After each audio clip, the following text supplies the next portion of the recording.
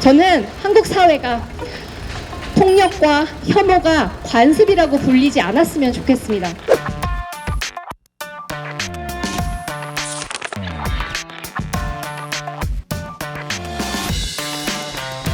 새는 좌우의 날개로 난다고 그런 각자의 시선이 필요해요.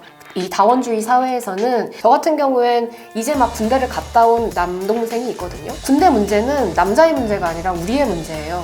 우리 가족들의 문제고, 뒤바꿔서 말하면 남성에게도 마찬가지죠.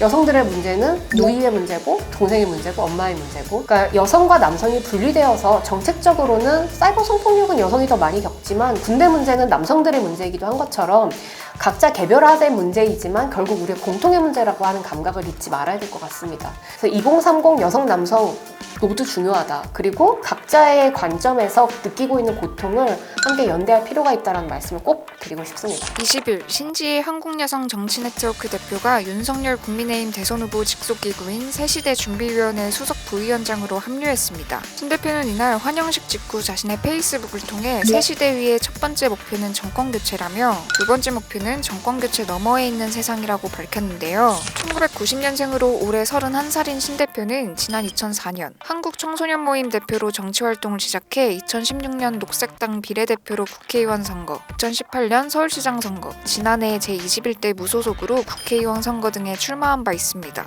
2030 세대 여성들의 목소리를 대변해온 신 대표는 지난 4월 7일 서울시장 보궐선거에서 페미니스트 시장 슬로건을 내걸었는데요. 당시 이수정 경기대 범죄심리학과 교수, 진중권 전 동양대 교수, 홍세화 작가 등이 후원의 팀 서울로 지원해 화제가 되기도 했습니다. 한편 신 대표는 지난 5월 방송된 MBC 100분 토론에서 이준석 국민의힘 대표와 GS25 포스터 손가락 논란 등 젠더 갈등에 관해 대립각을 세웠는데요. 또 지난 9일 유튜브 채널 콘텐츠를 통해 왜 대선 주자들은 여성의 표에 관심을 갖지 않냐며 최근에 일어난 정치적 백래시의 시작은 이준석 때부터 시작을 했습니다. 고 지적하기도 했습니다. 이와 관련해 20일 이 대표는 김한길 새시대 위원장께서 주말에 문의하긴 했다며 김 위원장의 이사를 존중한다라고 밝혔는데요. 그러면서도 이수정 교수와 마찬가지로 당의 기본적인 방침에 위배되는 발언을 하면 재직, 교정할 수밖에 없는 상황이 될 것이라며 후보 당선을 위해 일조하겠다는 선의를 의심할 생각은 없으나 당의 방침과 크게 어긋나지 않는 선에서 역할을 해줬으면 한다라고 강조했습니다. 공정성에 대한 시비가 사실은 저는 룰에 관련한 이야기라고 생각하거든요. 약속이 있으면 그 약속을 지키자. 법과 제도가 있으면 그걸 제대로 지키기만이라도 해라. 제발 국민 도덕과 윤리의 그 기준에만 맞는 후보이기만이라도 해라. 청년들의 일반 대부분의 생각일 것 같아요. 그래서 그 적격에 들면 어디 한번 정책 보자.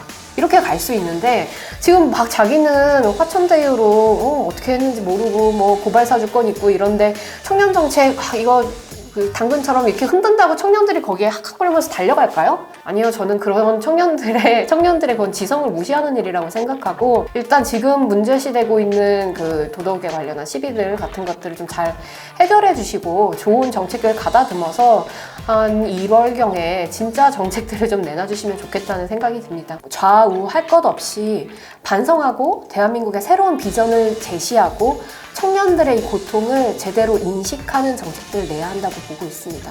주택정책도 마찬가지고. 이 용기 있고 대담한 새 정치 제가 해내겠습니다. 그리고 녹색당이 해내겠습니다.